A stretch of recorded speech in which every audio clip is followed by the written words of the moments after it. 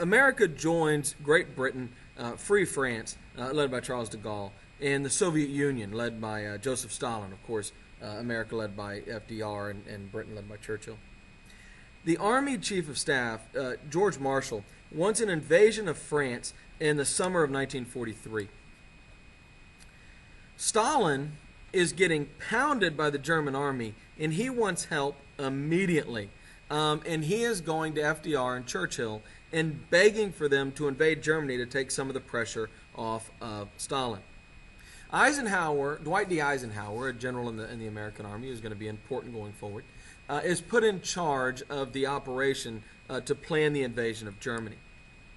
Britain wants to nibble at Africa first. Germany has taken northern Africa, and then come up through Italy before planning an invasion of France. FDR agrees with Churchill.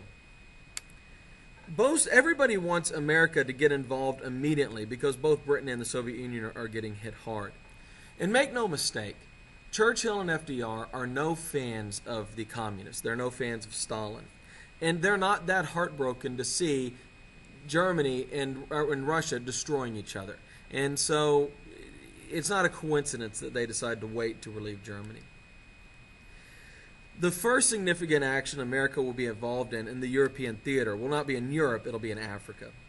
In October of 1942, the British general Montgomery will wage war in Africa against the German genius. He had written textbooks on war, Erwin Rommel, General Rommel. And they're battling for control of the Suez Canal. And of course, the Suez is vital. If you look here on the map there, it's on the bottom right corner, because it controls access to the Mediterranean on the eastern side.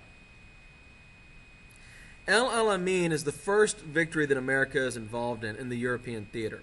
This is a battle that liberates Egypt. It takes place on October 23rd of 1942 and is celebrated as a great success here in America. Throughout 1942, British and German forces clashed in only one ground battle. North Africa had already seen a British victory in December 1941, when the siege of Tobruk was lifted. But 6 months later, Tobruk was back in Axis hands. It seemed only a matter of time before the fall of Cairo and the end of the Allied presence in North Africa. But the Egyptian capital was saved. By the end of 1942, the Axis forces faced crushing defeat in the North African desert. This turning of the tide was the direct consequence of one epic battle, a 12-day confrontation that gave a hint of things to come. The whole complexion of the war was beginning to change. The North African engagement that began in October 1942 revealed a huge imbalance of resources. Excitement about the American victory at El Alamein is tempered, though, when the American General George Patton is defeated by Rommel at the Kasserine Pass in Tunisia. But Patton is able to regroup his forces and team up with the British General Montgomery and ultimately drive Rommel from Africa by May of 1943. The invasion of Africa, and it takes longer than the Americans believed it would, and it pushes the invasion of France, which had been planned for the summer of 1943, back a year into the summer of 1944. As you can imagine, Stalin and the Soviets are pretty angry about this. They were already mad that the British and the Americans weren't invading France in 1942. But the survival of the USSR has begun to seem much more likely after Hitler makes a disastrous mistake and attacks the German city of Stalingrad, which had no particular military or strategic value. It was attacked primarily because it was named after Stalin, and Hitler wanted to insult Stalin. The Battle of Stalingrad is possibly the most ferocious and destructive battle in the history of the world. More than 1 million people will die as the fighting goes on for a year. It is said that at the end of Stalingrad, you could walk from one side of the city to the other with your feet never touching the ground, touching only bodies. There's a tank factory in Stalingrad, a Russian tank factory, that never stops producing tanks. And the tanks are still firing as they roll off of the assembly line. And most of the tanks simply roll out of the doors of the factory to get immediately blown up in the yard of the factory and have to be pushed out of the way to make more tanks. The weather is cold. There is no food. It's an incredible battle. There's a great book about it called Enemy at the Gates you might check out. That's, by the way, a female sniper there.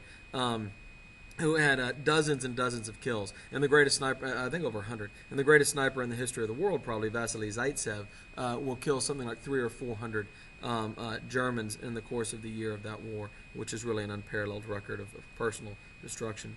But after the defeat at Stalingrad, though, the Germans eventually will run out of supplies and be forced to surrender after being there for a year.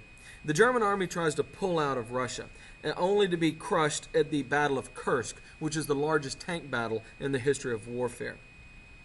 And this is where the most intense fighting was, where the most death and destruction was in the German-Russian battles on Russian soil.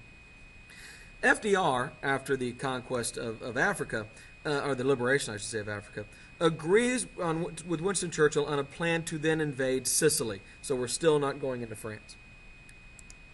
On July 9th of 1943, the Americans and the British invade Sicily. Mussolini runs away and is actually caught by the British people and killed, and strung up publicly for everyone to see, and left there for quite some time.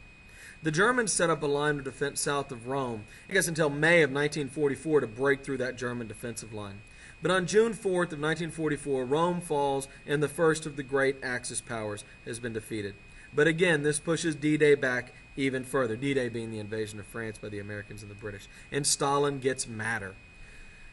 By then, Stalin had smashed the German offensive capability. The truth is, before America goes into France, the Russians have already destroyed Germany's ability to expand, and now Hitler's goal is simply to maintain what he's already taken. Stalin is now on the offensive, and the Russian army begins rolling inexorably towards Berlin.